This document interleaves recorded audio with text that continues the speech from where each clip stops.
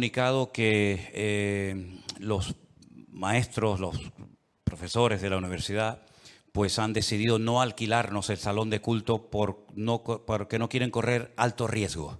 No quieren alquilar lugares para hacer reuniones porque está el ambiente un poquito caldeado y entonces hemos tenido que posponer nuestras reuniones en esa universidad y estamos buscando otro lugar para, Dios mediante, comenzar también en breve en la zona de Miami, también reuniones con muchos hermanos que tenemos por allí.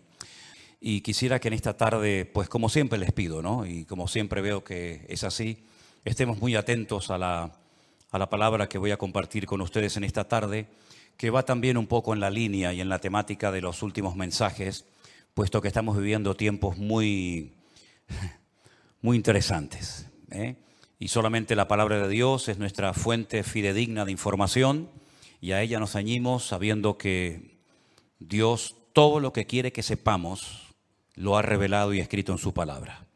Y lo que no quiere que sepamos, por el motivo que sea, pues no nos lo ha dejado en su palabra y eso no nos tiene que perturbar, sino lo que tenemos que hacer es ocuparnos en saber lo que dicen las Sagradas Escrituras, sobre todo lo relacionado con lo profético de los últimos tiempos. Estoy leyendo y leyendo otra vez las profecías que se encuentran en Daniel, que él dice la Biblia que las escribía pero no las entendía. Incluso en algunas ocasiones se le dice, escríbelas, séllalas, porque esto no es para tu tiempo. Esto es algo que yo te revelo a ti para que quede registro, pero esto es algo que ha de acontecer en los últimos días, en los postreros tiempos. ¿Y quién no sabe que ya estamos en esos postreros días? Cualquier musulmán le pregunta si ellos saben que estamos en los últimos tiempos. A cualquier judío, a cualquier cristiano con dos dedos de frente, incluso a aquellas personas que no se definen como nada, pero te dicen, por ejemplo, cuando te los encuentras en la calle, esto va a reventar por algún lado, esto ya no aguanta más, algo va a pasar. Bueno, gracias al Señor, nosotros los creyentes podemos estar en paz en medio de la tormenta porque sabemos lo que va a suceder y para eso tenemos la palabra de Dios. Oramos en esta tarde, queridos hermanos, pidiendo la bendición de nuestro Dios para este mensaje. Te damos muchas gracias, Señor, una vez más, por esta oportunidad que nos das de aprender, de conocer las cosas que tú has dejado en tu palabra para mantenernos firmes en la fe, para saber cómo actuar, cómo comportarnos en estos tiempos peligrosos y difíciles en los cuales nos ha tocado vivir. Señor, abre nuestro entendimiento para que podamos comprender tu palabra y podamos en esta tarde, Señor, ser fortalecidos en nuestra fe, en nuestra comunión contigo, y que esta palabra sea de bendición para todos los que la van a escuchar, tanto hoy como en cualquier otro momento. Nos ponemos en tus manos y pedimos tu bendición en el nombre de Jesús. Y amén, y amén. Yo lo primero que me gustaría pedirles a todos ustedes, no solamente los que están aquí reunidos, sino también los que están en sus hogares y los que después van a ver estas reuniones. No sé si se han dado cuenta, pero en las últimas semanas han habido centenares, cientos de miles de personas que debido a todo lo que está ocurriendo se han metido en, seguramente en muchas otras páginas, ¿no? Pero yo hablo de lo que nos atañe a nosotros, a ver qué es lo que está sucediendo, a ver qué es lo que está pasando. Tenemos ya mensajes en nuestro canal de YouTube que tiene casi 4.000 mensajes. Tenemos mensajes que ya pasan de los 2, 3, 4, 5, 6, 7, 8, 9 millones de visualizaciones. Es algo increíble ver cómo Dios está despertando las conciencias de muchísimas personas en muchas partes del mundo, porque están realmente preocupadas, diciendo ¿qué es lo que va a pasar? Yo ya digo, lo primero que les quiero pedir a todos ustedes es que mantengamos la calma, por favor. Veo a muchos creyentes nerviosos, angustiados, con miedo, y lo primero que tenemos que tener en cuenta es que el Señor es nuestra paz, que todo está bajo el control de Dios y que aquí no va a caerse ni una hoja de un árbol sin permiso de nuestro Dios. Así que mantengamos la calma, la serenidad, la paz y no dejemos que nada ni nadie nos perturbe. El Señor Jesucristo dice, en el mundo tendréis aflicción. Más claro agua, pero confiad, yo he vencido al mundo. Mi paz os dejo, mi paz os doy, no como el mundo la da. La paz de Cristo es una paz que a menos que tú la tengas no te la puedo explicar con palabras. Y mira que sé explicar muchas cosas y el Señor me ha dado, pues yo creo que algo de sabiduría para explicar muchas cosas de su palabra. Pero explicarte lo que es la paz de Cristo, sinceramente me faltarían palabras para poder explicarte lo que es vivir en cualquier momento y circunstancia de la vida, bajo la enfermedad de un hijo, bajo la muerte de un ser querido, en momentos de guerra, en momentos de necesidad, de crisis matrimonial, problemas de toda índole, explicarte lo que es tener en esas circunstancias la paz de Cristo, prácticamente es imposible hacerlo con palabras, a menos que usted tenga esa paz morando en su corazón. Así que, hermanos, recordemos lo que dijo el Señor, quiénes somos: la luz del mundo y la sal de la tierra. Si me permiten la expresión, guardemos la compostura en todo momento. Porque ahora se nos van a presentar muchísimas oportunidades y ocasiones para dar testimonio y explicarle a la gente, si es que lo sabes, lo que está sucediendo y cómo va a terminar todo esto. Porque la Biblia no solamente te dice cómo va a empezar todo, cómo se va a desarrollar los acontecimientos, sino que además te dice cómo van a terminar los acontecimientos. Y lo que de entrada te puedo decir es que el mundo nunca más volverá a ser el mismo a partir del 7 de octubre. Nunca más Oriente Medio volverá a ser lo que fue. Europa nunca más volverá a ser lo que ha sido. El mundo espiritual ha cambiado radicalmente. Te lo voy a intentar explicar esta tarde. Porque todo lo que nosotros vemos que está sucediendo en este nivel, en esta dimensión de lo natural, es simplemente, como he dicho muchas veces, y lo repito, un reflejo del mundo espiritual. El mensaje de hoy yo lo he titulado ¿Palestina o Israel? Porque se está oyendo mucho hablar en los últimos días, semanas, acerca de Palestina, de Israel y de Palestina. Y yo tengo que hacer un pequeño alto en el camino antes de entrar en lo que va a ser en sí el mensaje y decirte que no hay que ser ni judío, ni musulmán, ni creyente, ni cristiano, ni nada, para saber que nunca, jamás en la historia hubo un Estado llamado el Estado palestino. Nunca existió tal cosa, jamás. Te voy a decir de dónde viene y quién le puso ese nombre a ese territorio de Palestina. Antes de que los judíos llegaran a ese país y declararan el Estado judío de Israel, como se llama, en 1948, estaban los ingleses en aquel lugar. Después de la Primera Guerra Mundial se repartieron el mundo las naciones vencedoras. Y a Inglaterra le tocó lo que ellos llamaban en aquel tiempo Palestina. Así es que no sacaron de allí al pueblo palestino, porque nunca existió un país llamado o un pueblo llamado palestino, jamás. Entonces sería antes de los ingleses, pues tampoco, porque antes de los ingleses estaban los otomanos. Y sabéis que en ese país han estado todos, los omeyas, los árabes, los bizantinos, los hasmoneos, los griegos, los romanos, prácticamente todo el mundo ha estado por allí. Los cruzados con aquellas cruzadas, y decirles incluso que hasta el rey de España es el único rey del mundo que tiene el título de rey de Jerusalén, por si no lo sabían. Es decir, que por ese pequeño territorio, que es un cruce entre lo que se consideraba la Mesopotamia y Egipto o la salida al mar Mediterráneo, jamás ha habido un Estado palestino, nunca. No sé si en algún momento lo habrá, pero jamás en la historia ha existido tal cosa. ¿De dónde viene entonces el tema o el término Palestina? Realmente el título, el nombre de Palestina fue un castigo del Imperio Romano a los judíos. Me explico. En el año 132 después de la era de Cristo, después del nacimiento de Cristo, hubo un hombre llamado Bar Kokhba. Su nombre significa hijo de la estrella, Bar, hijo, Kokhba, estrella. Bar Kokhba era un judío que fue declarado el Mesías, el verdadero Mesías de Israel. Ustedes saben que el sueño dorado de Israel ha sido la restauración de la monarquía con un rey descendiente de la tribu de Judá. Y este tal Bar Kokhba, el hijo de la estrella, fue apoyado de una forma tremenda por un rabino muy famoso de la época llamado Rabí Akiva. Rabí Akiva, haciendo una pésima interpretación de un texto del Antiguo Testamento, donde dice que el hijo de la estrella, hablando del verdadero Mesías, reinaría, apoyó de una forma tremenda a Bar Kokhba y emprendió una rebelión en contra del Imperio Romano. Y durante un par de años logró crear, entre comillas, un pequeño, país independiente que era la región o la provincia del sur de Judea.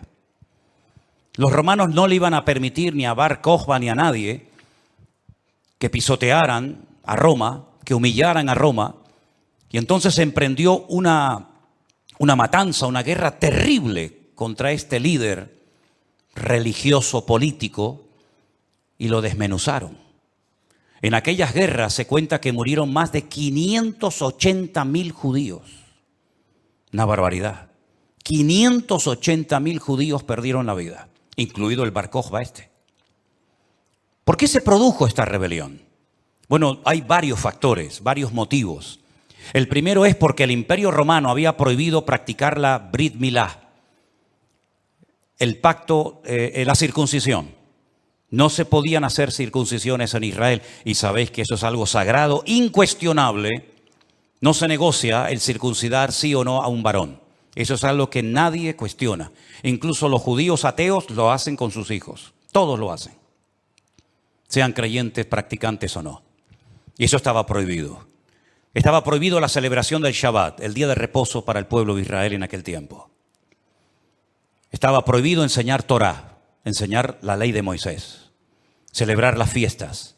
Y para colmo, como ya Jerusalén había sido destruida, totalmente destruida en el año 70 por el hijo del emperador Vespasiano, Tito, la destruyó y cumplió la profecía que Cristo había dicho en Mateo capítulo 24. ¿Veis todo esto? No quedará piedra sobre piedra que no sea destruida.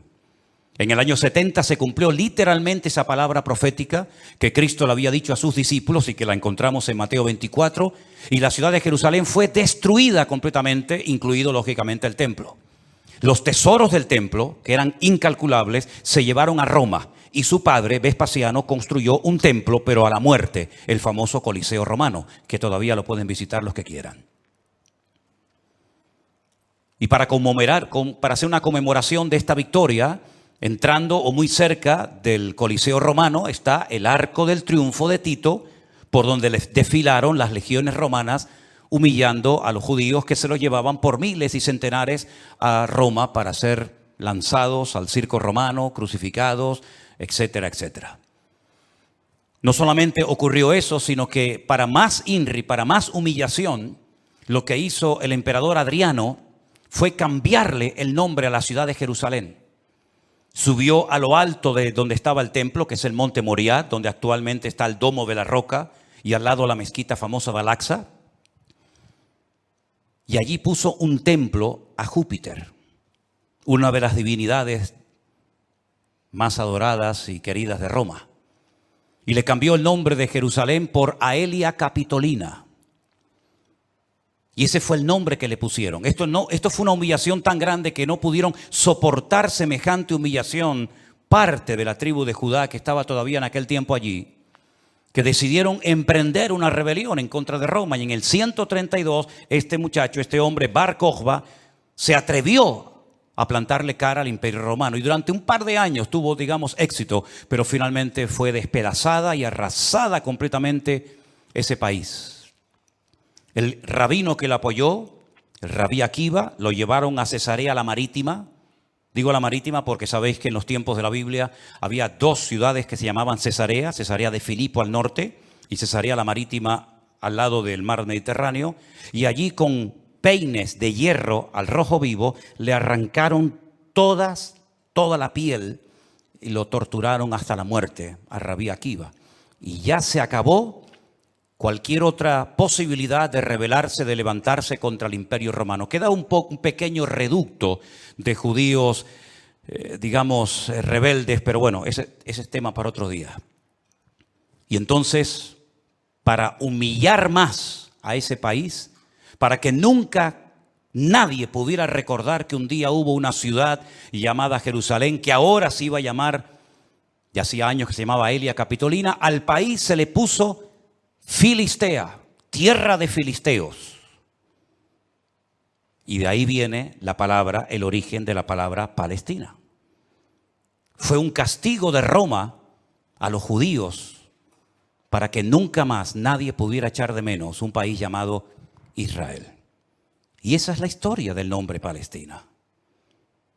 Y por allí, ya digo, han pasado todas las civilizaciones, culturas, religiones, imperios, cruzados, etcétera, etcétera. Pero nunca, a pesar de que Roma le puso a ese país Palestina o tierra de filisteos, jamás hubo un estado propio, gobernado, libre, independiente, llamado el Estado de Palestina. Jamás lo ha habido, nunca.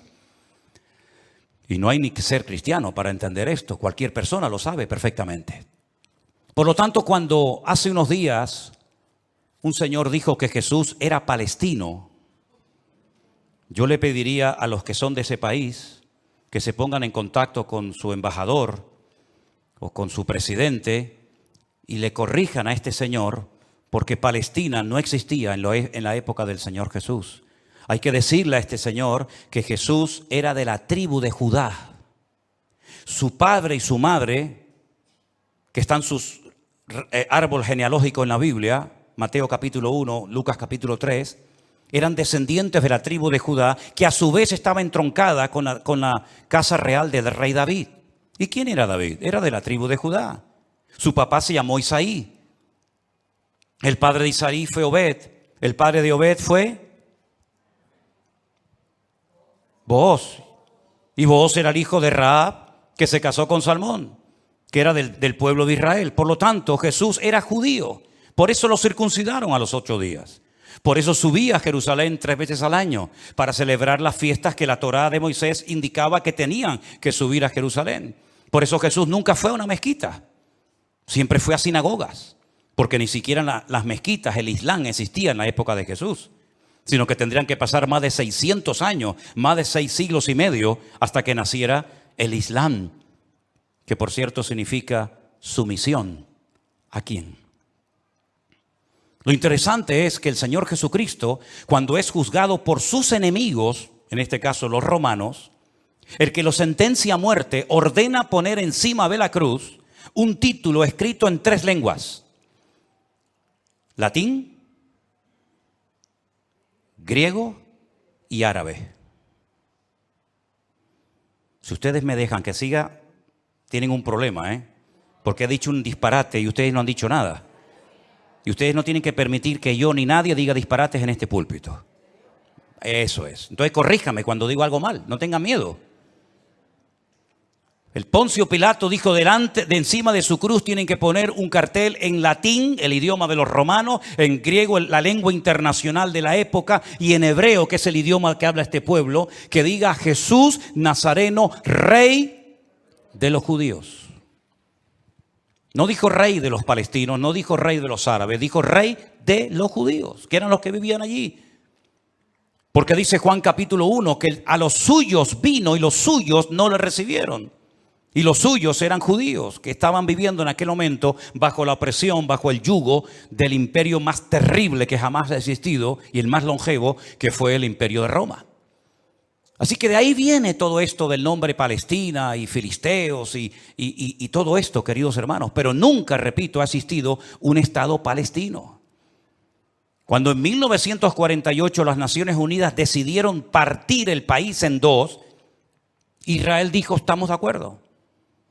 Si los árabes que en ese momento habitaban en ese país, que la mayoría eran de origen jordano, el país que estaba al lado, porque no sé si saben que, por ejemplo, la explanada de las mezquitas arriba, en el monte Moriat, en el monte de Moriat, eso está bajo protectorado de Jordania. Y cuando tú ves a los ancianos caminando por las calles de la ciudad vieja de Jerusalén, la mayoría de ellos llevan un pañuelo de cuadraditos blancos y rojos, que es el pañuelo de Jordania. Porque Palestina no representa a nadie, sino ellos eran de origen jordano, ¿verdad?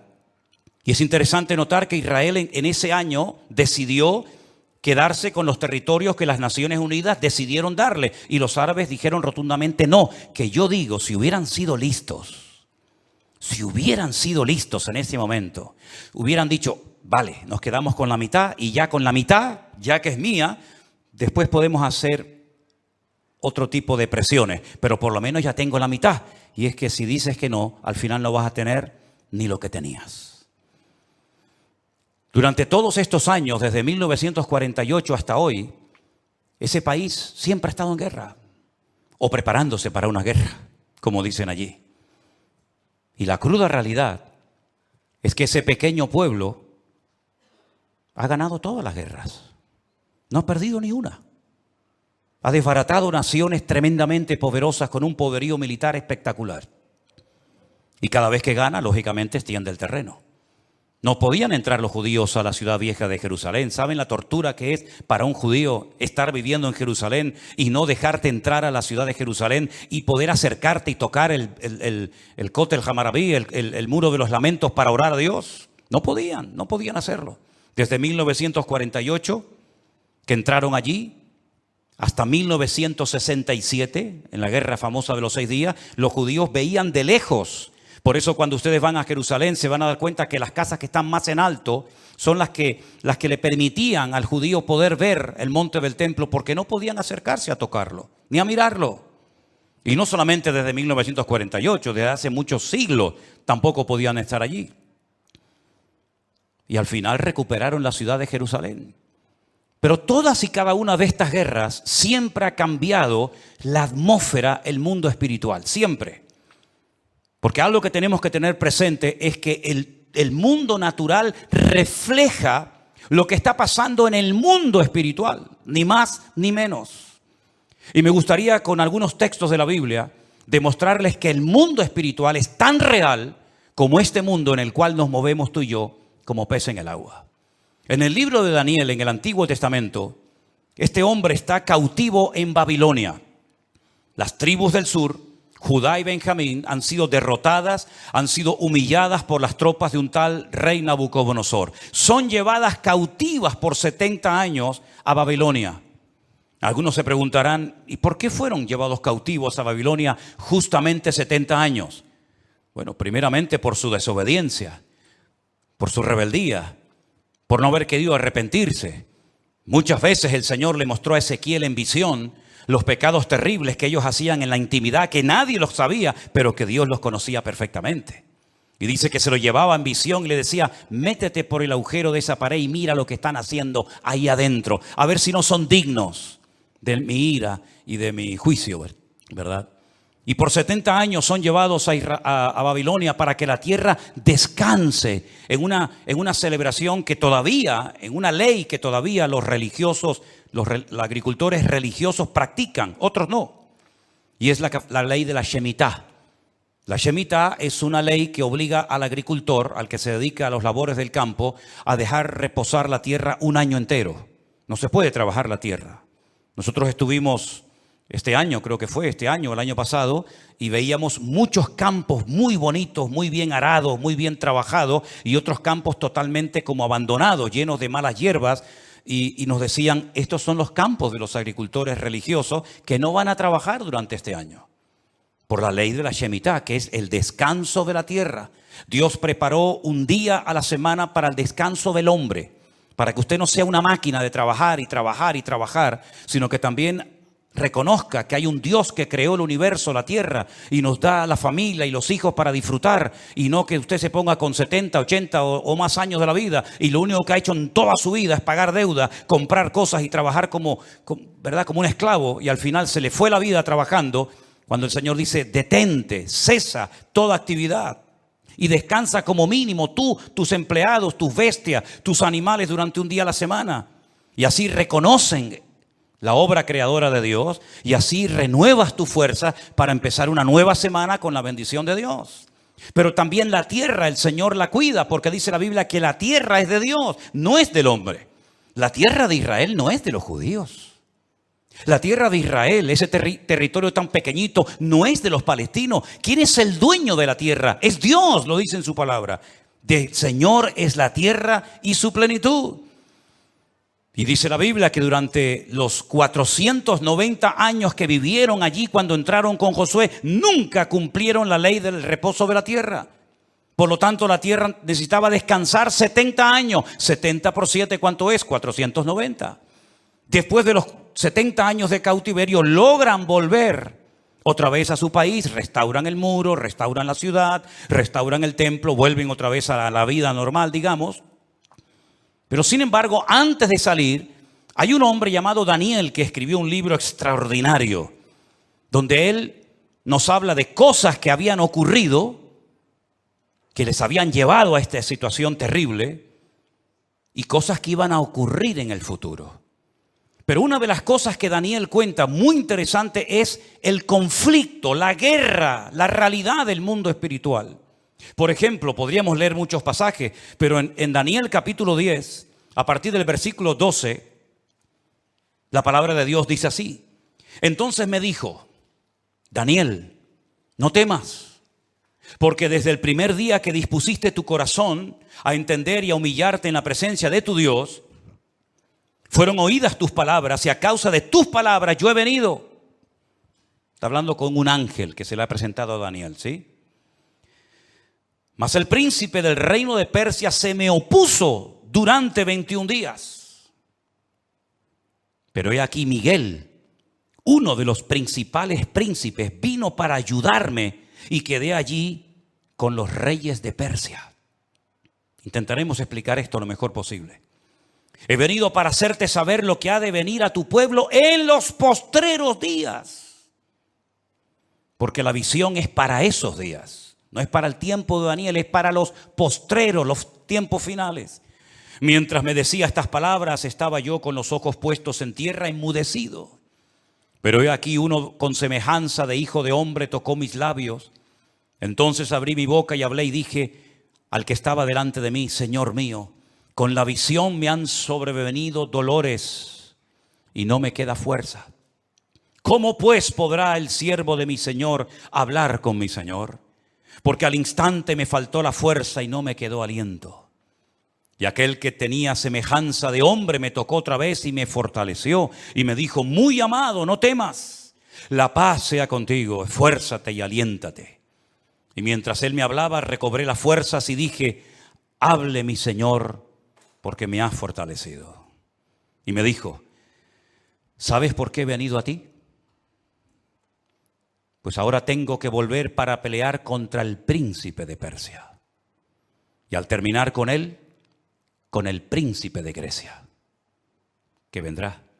Pero yo te declararé lo que está escrito en el libro de la verdad, y ninguno me ayuda contra ellos sino Miguel, vuestro príncipe. Aquí está hablando de príncipe, el príncipe de Grecia, el príncipe de Persia. Habla de un arcángel tremendamente poderoso que aparece en pocas ocasiones en la Biblia, llamado Miguel, que dice que es el príncipe que protege al pueblo de Israel de ser aniquilado y destruido. Porque una cosa que les quiero decir y que os quede clara, y me da igual si estáis de acuerdo o no, me da igual, créame, pero te lo tengo que decir. Recientemente se le preguntaron a altas autoridades de Hamás y le dijeron, si pudierais elegir entre tener todo el Estado de Israel, todo el territorio, de norte a sur y de este a oeste para ustedes, o la destrucción, la aniquilación total y absoluta del pueblo de Israel, ¿qué elegiríais?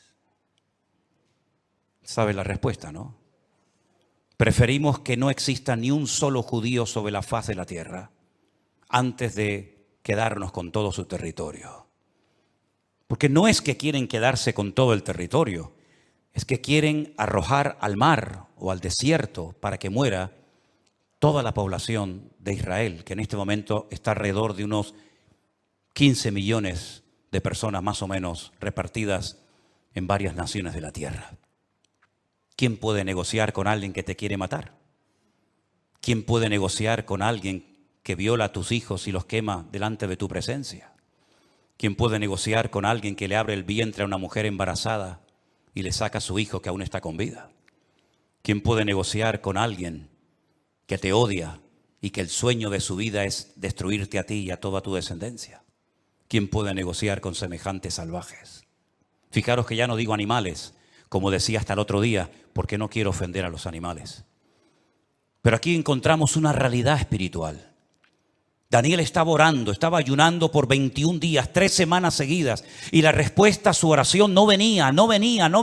La respuesta a su oración. Y finalmente se le presenta un ángel y le dice: desde el primer día que te pusiste a orar, tu oración llegó a la presencia de Dios. Y entonces, ¿por qué no vino la respuesta? Porque el príncipe de Persia se me oponía. Había interferencias, por decirlo de alguna manera, en el mundo espiritual. ¿Quién es el príncipe de Persia? Un poder espiritual, un príncipe de las tinieblas que no quería que Daniel recibiera la revelación y la información de lo que le iba a pasar a su pueblo a corto y a largo plazo.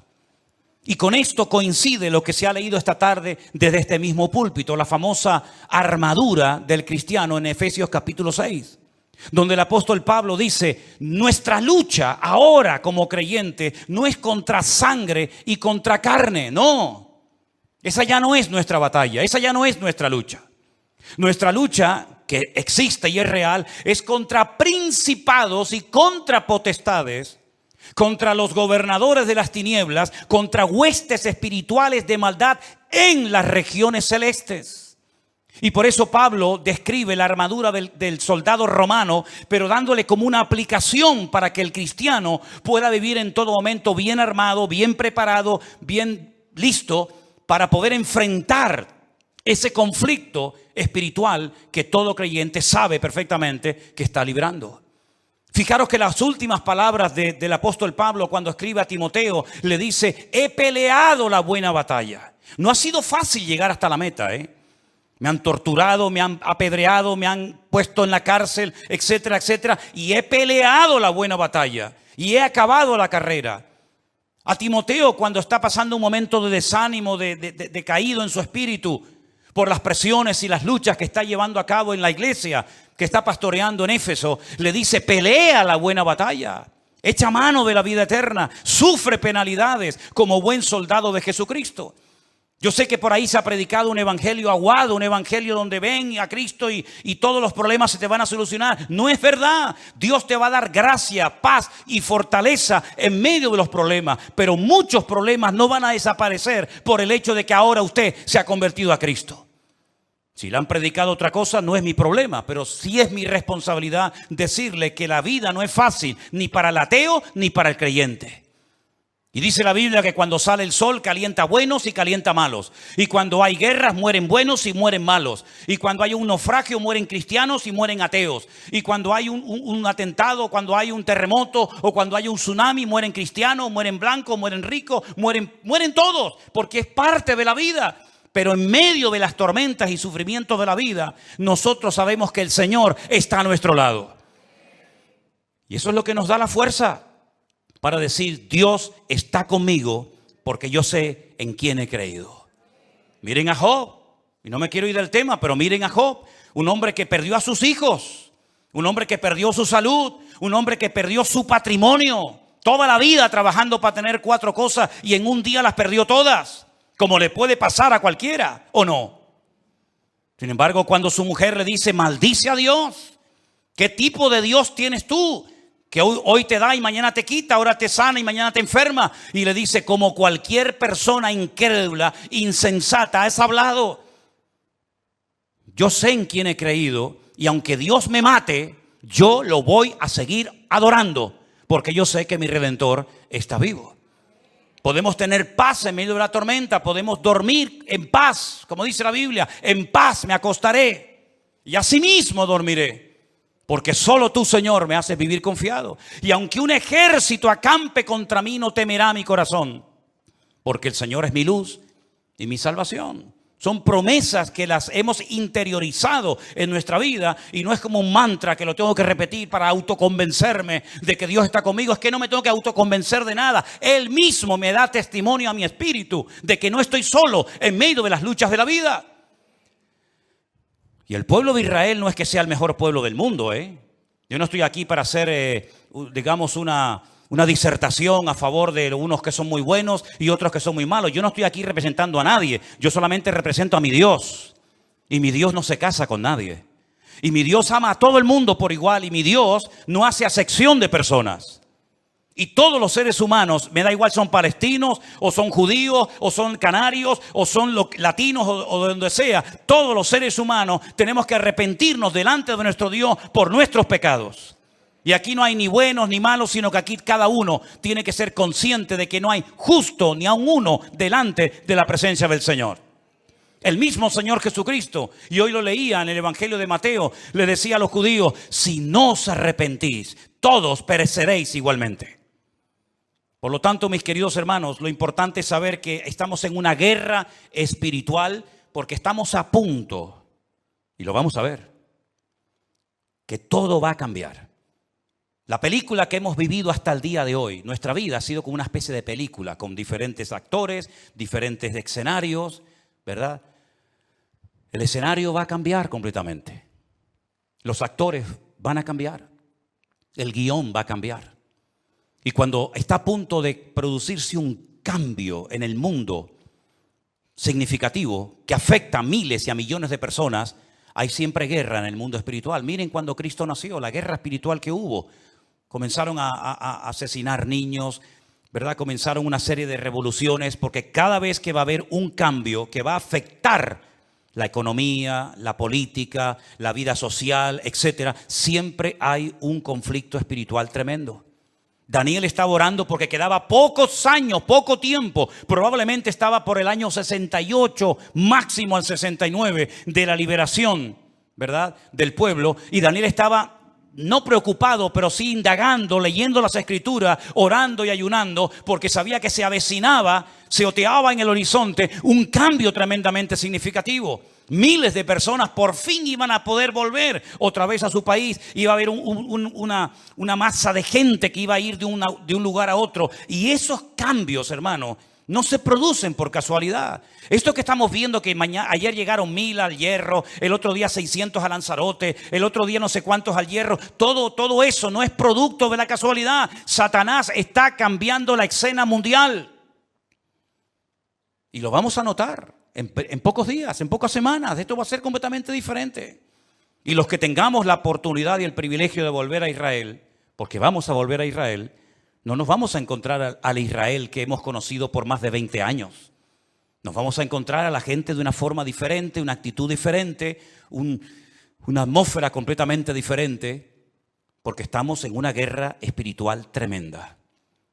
Cuando se lee la famosa armadura del cristiano, se enfatiza mucho que la espada es la palabra de Dios, el yelmo o el casco del soldado representa la salvación, el escudo representa la fe. Pero si ustedes prestan atención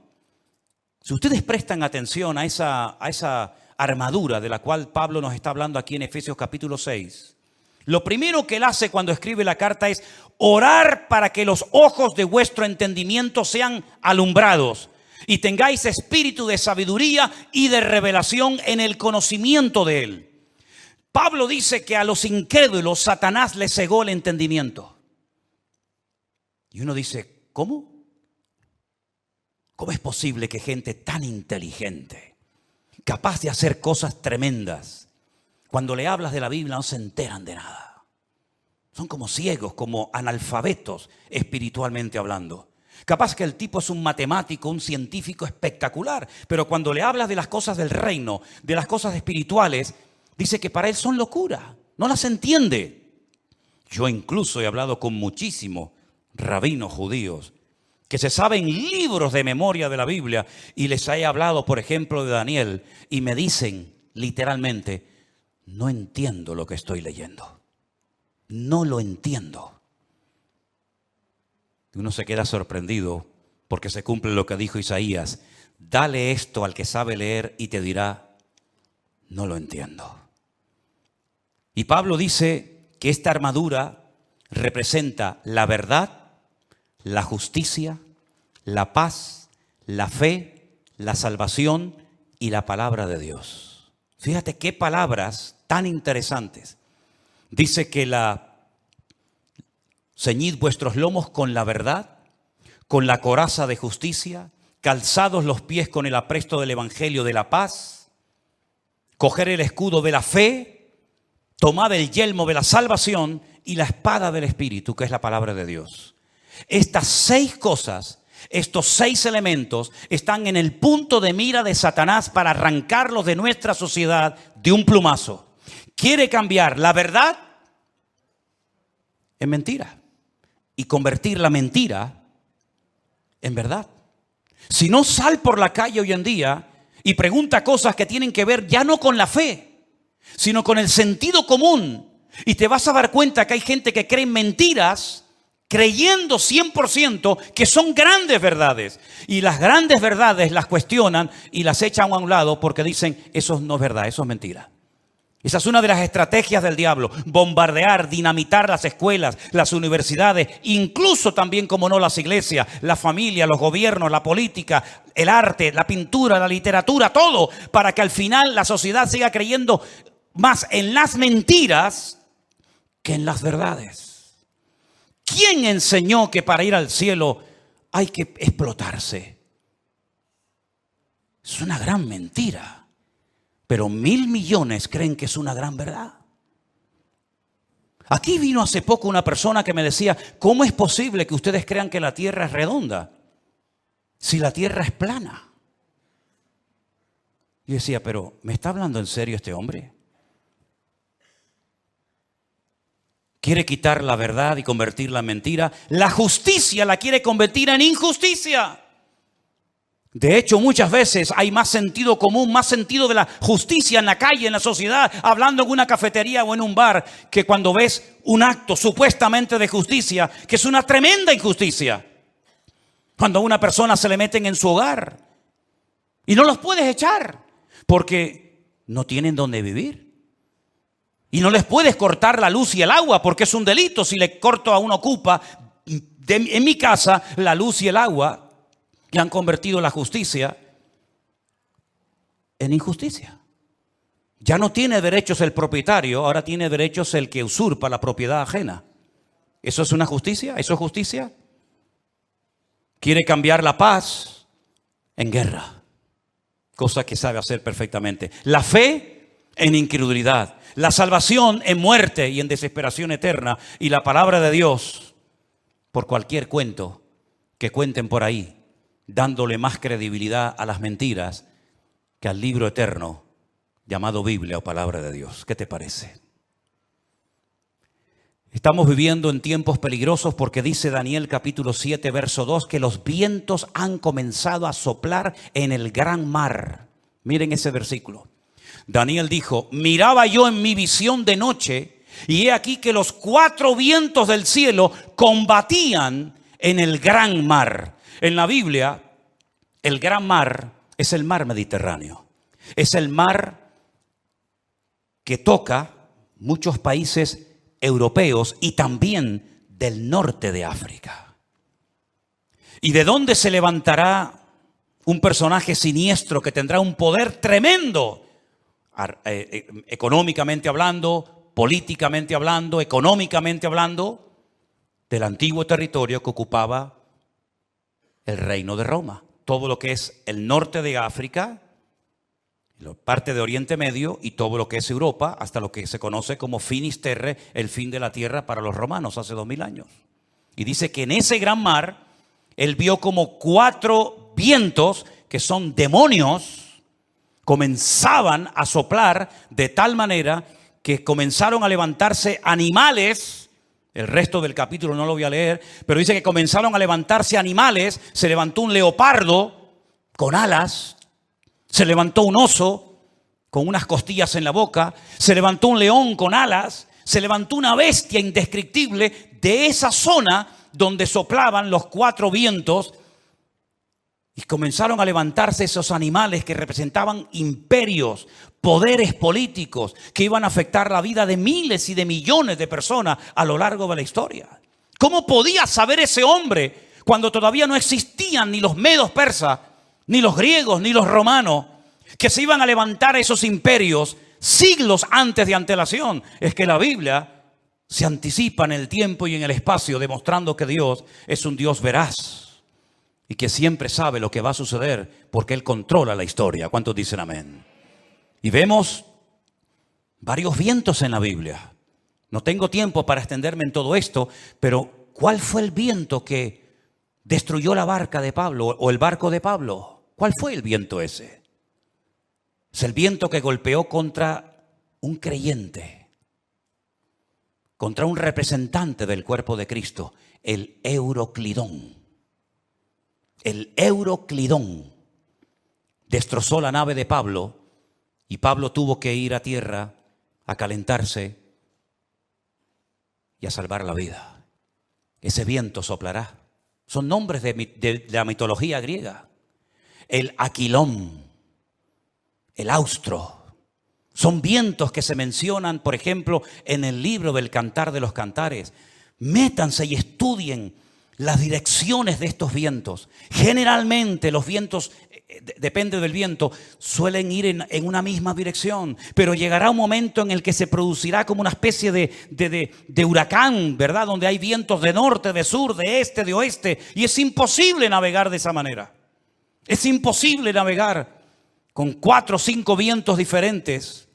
Y eso es lo que va a pasar en los últimos tiempos. Representa la lucha del mundo espiritual con nombres de vientos que aparecen en la Biblia. Y esos vientos se van a llevar a cabo en una zona geográfica en la que tú y yo también vivimos. Y por eso Europa va a ser afectada grandemente en los últimos tiempos. ¿Qué es lo que hay detrás de todo esto? No es una lucha de unos contra otros simplemente. Es una lucha de Satanás contra Dios y su palabra. Ni más ni menos. ¿Quién puede más? ¿Alá o el Dios de ustedes? ¿Quién puede más? ¿El Corán o vuestra Biblia o Torá? Es una lucha de tipo espiritual. Y si no estamos velando y orando, no vamos a saber cómo comportarnos, cómo actuar en este tiempo. Porque algo muy importante, que lo vamos a ver ahora en un momento en la pantalla, es cómo Satanás a lo largo de la historia, como una especie de camaleón, si me permiten, ha ido adaptándose a los tiempos, a las culturas, a las tradiciones, y de esa manera ha ido preparando el escenario para esta escena final que tenemos en el horizonte. Todavía la guerra fuerte que nos habla Ezequiel 38 y 39 aún no ha empezado. No es esta que estamos viendo ahora. Todavía viene otra peor, para que lo sepan. Cuando Gog, príncipe de Mesec y Tubal, vienen del norte con 200 millones de soldados para destruir al pueblo de Israel. Porque de esta Israel volverá a salir con muchas pérdidas humanas, con mucha sangre derramada, pero aún viene la peor, que la Biblia dice en qué momento se va a producir, qué naciones van a intervenir, por dónde van a atacar, cómo va a terminar, cuánto va a durar, etcétera, etcétera. Pero tengo una lista que se la voy a poner ahí en la pantalla. Espero que estas características del diablo de los últimos tiempos las tengan en cuenta, porque esta es la forma como Satanás ha decidido actuar en nuestra generación. Primero, lograr los objetivos deshumanizando a la humanidad. Eso ya es una realidad entre nosotros. El objetivo, lo que se pretende alcanzar, está por encima de cualquier precio de vida humana. Si mueren 1000, da igual, traemos otros 1000. Si son 10.000, traemos otros 10.000. Es como cuando los romanos estaban al pie de la montaña de Masada. ¿Se acuerdan en Masada, en el desierto de Judea? Dice la Biblia que había arriba en Masada un reducto de judíos que no querían rendirse. Ellos rodearon la muralla de Masada y comenzaron durante años y años y años a echar tierra para construir una rampa que todavía se puede ver. Y por esa rampa subieron ¿cómo se llama? El aparato ese de madera grande. Ahora ya lo diré. 4 años preparando esa rampa para poder subir arriba. Dice la Biblia que la iglesia es columna y baluarte. Ahí está, ya me vino. El baluarte. El baluarte era esa torre de madera que iban arrastrando los esclavos. Dentro iba llena de soldados y cuando llegaba arriba se abrían las compuertas y salían para atacar. 4 años preparando esa rampa de tierra. ¿Cuántos murieron? Miles. Muchos de los que estaban trabajando al pie de la montaña eran familiares, conocidos, vecinos o amigos de los que estaban arriba. rodeados por las legiones romanas. Hay una película de Peter O'Toole que se llama Masada. Véanla para que vean la historia, qué interesante. Mataban a 200, 300 esclavos, traían más y traían más. El objetivo es lo principal. No importa cuántos mueran para alcanzar el objetivo. Esa es una estrategia del diablo que le está saliendo de maravilla. Y es la misma estrategia que están utilizando estas personas hoy en día. El fin justifica a los medios. La vida humana no tiene ningún valor.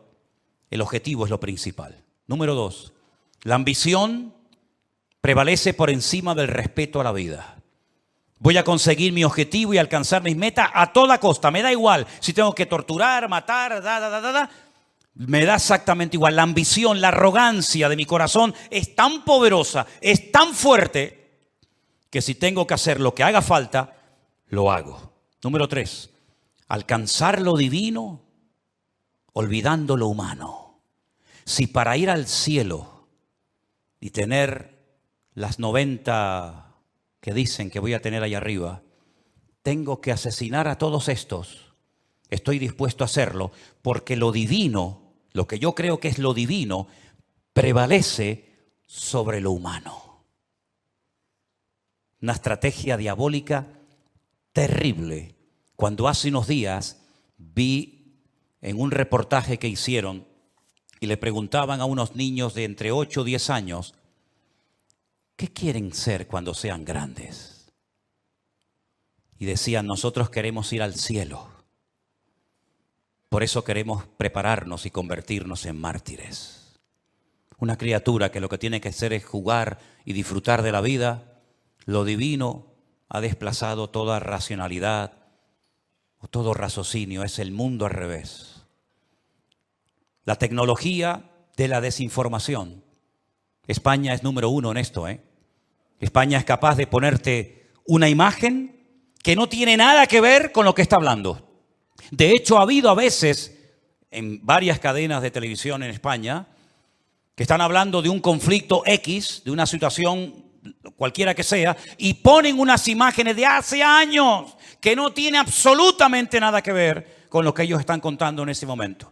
Como tienen el poder de quitar, de poner, de añadir, de etcétera, y cuando venga la inteligencia esta que llaman, ¿cómo es?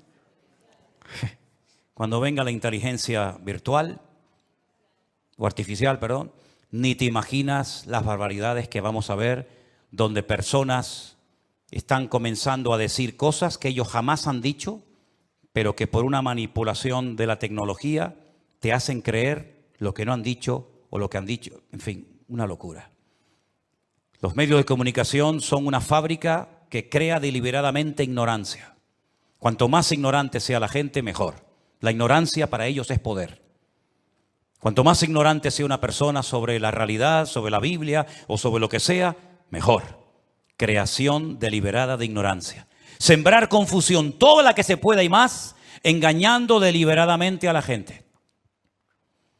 Poner en duda la credibilidad de la fuente. Por ejemplo, mi fuente de información es la Biblia. Ah, no, pero eso no sirve, eso está caducado. ¿Cómo? No, la Biblia está llena de contradicciones. Y se quedan tan panchos. Y se quedan tan tranquilos. ¿Cómo que está llena de contradicciones? ¿Dónde están las contradicciones? No, eso está lleno de contradicciones. Eso no, esta no es la Biblia verdadera. ¿Cómo que no es la Biblia? No, la Biblia verdadera la tienen los curas en el Vaticano, me dijo una vez uno.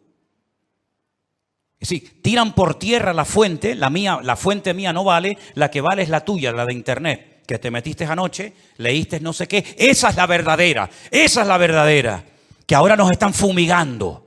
Esas nubes que aparecen en el cielo son aviones que nos están fumigando para que no llueva. Dios, pues menos mal que nos fumigaron para que no lloviera, Porque ayer hablaba con un pastor de Madrid que me dice, no puedo salir del coche porque tengo el agua hasta el cuello.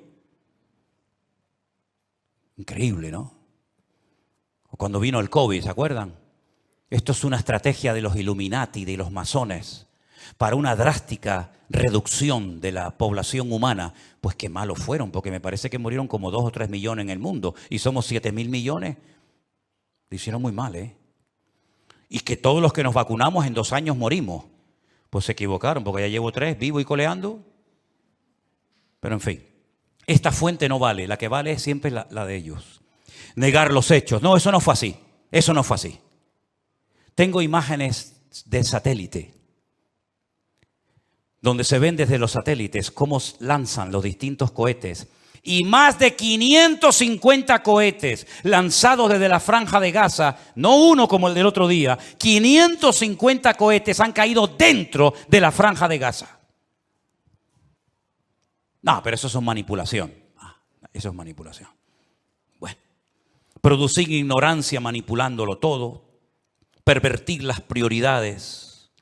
Como aquellos que estaban construyendo un edificio tan grande, tan grande, tan grande, que dice que se tardaba 1 año en subir un bloque desde abajo hasta arriba. Y cuando iban por el camino iban tan agotados que caían, se mataban. Y entonces la gente comenzaba a llorar y decía, pobrecito, no lloro por él, lloro por el ladrillo que no logramos ponerlo arriba. Lloraban más por el ladrillo que se había perdido que por la persona, por la vida que se había perdido.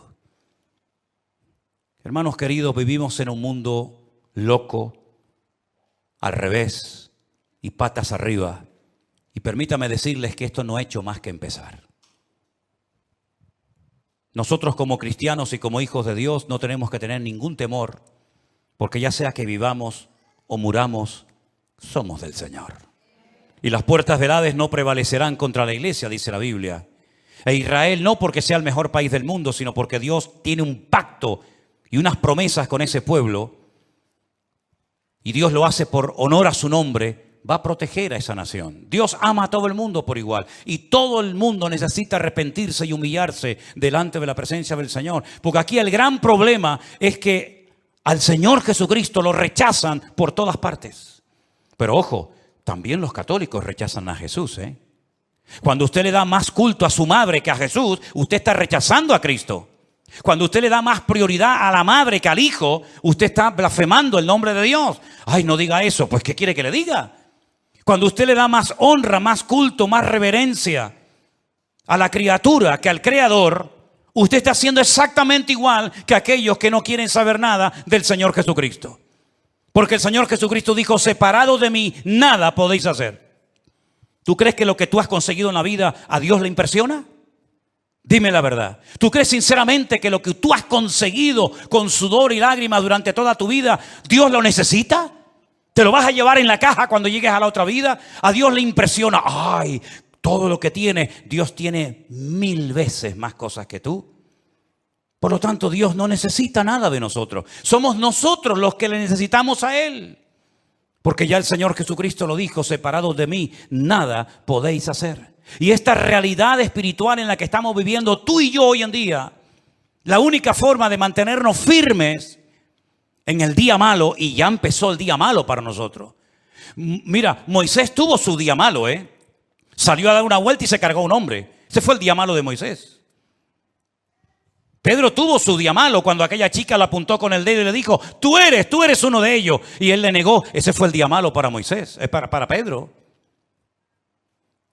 Elías tuvo su día malo cuando una depresión lo prendió y le dijo, Señor, quítame la vida, ya no aguanto más, estoy solo, ya no quiero seguir adelante. Ese fue el día malo. Adán y Eva tuvieron su día malo en el huerto del Edén. Pero tarde o temprano todos tendremos nuestro día malo. Y dice la Biblia, para que habiendo acabado todo, estar firmes. Y la única manera de poder estar firmes y no caer en depresión, en desánimo y en tantas cosas que se hacen, es poniendo la mirada y la confianza solamente en nuestro Dios. Yo por eso he aguantado más de 40 años como cristiano. Porque los cristianos me han dado muy buen ejemplo y me han ayudado mucho. Pero los peores ejemplos que me han dado la gente en esta vida justamente también han sido los que se llaman cristianos. Y en las iglesias he sido muy bendecido y muy bien tratado, pero también he sido muy cuestionado y criticado. Pero ¿saben qué? Yo no me convertí a ustedes. A mí no me cambió la vida ningún pastor, ningún reverendo, ninguna iglesia. No, a mí me cambió la vida mi Señor Jesucristo. Y cuando ponemos nuestra mirada en los hombres nos llevamos grandes desilusiones en la vida. Pero cuando ponemos nuestra mirada en el Señor jamás caeremos. Porque siempre tendremos su presencia y su bendición en nuestras vidas. Asegúrate de tenerlo a Él siempre presente en tu vida. Asegúrate de empezar el día, de vivir el día con Él. Parece mentira, ya estamos a finales de octubre, ¿eh? Se nos fue otro año prácticamente. ¿Y cómo va a terminar el año? Antes del 7 de octubre, todo era diferente. A partir del 7 de octubre, todo ha cambiado. Ayer cuando veía 34 líderes mundiales, incluido